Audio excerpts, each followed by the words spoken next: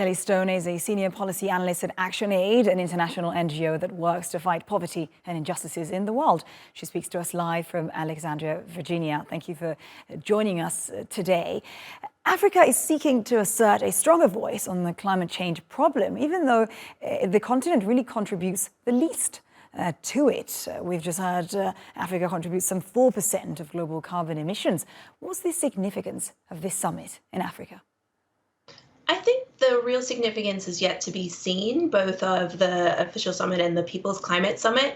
But even though Africa is not a major contributor to the problem, they're certainly feeling the impacts, first and worst. It's one of the truisms of climate change that those who have contributed the least are getting impacted the most. And so it's really essential that in this year, which is going to be a pivotal one for climate change, for responding to the climate crisis, that we're seeing those people from the front lines as part of these discussions about how we are going to change directions. And that certainly needs to include voices from Africa. Right, and despite the vast potential for solar, but also other renewable power in Africa, we've just said nearly 600 million people on the continent even lack basic access to electricity. How difficult will a transition to more environmentally friendly climate policies be in a continent such as Africa?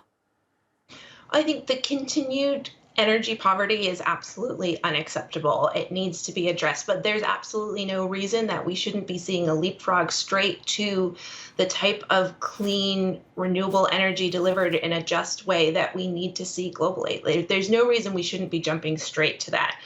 ActionAid released a report today that found that since the Paris Agreement was signed, we've seen 3.2 trillion in US dollars invested from the big banks into fossil fuel expansion in Africa, and another 370 billion in industrial agriculture. That's not going to address the problems of energy poverty or hunger. That's priming for export. That's not only making the climate crisis worse, which is impacting Africa, it's not addressing the problems they're facing. We need to do better, and we need to see divestment from fossil fuels. Right, and Kelly, do you think this summit has the potential to be somewhat an agenda setter as well and help shape what will be also talked about in other climate summits around the world and not just necessarily in Africa?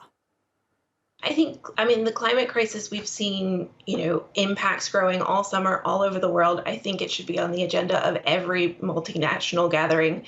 And this is going to be a really critical fall as we head towards the next meeting under the UN of the Conference of the Parties.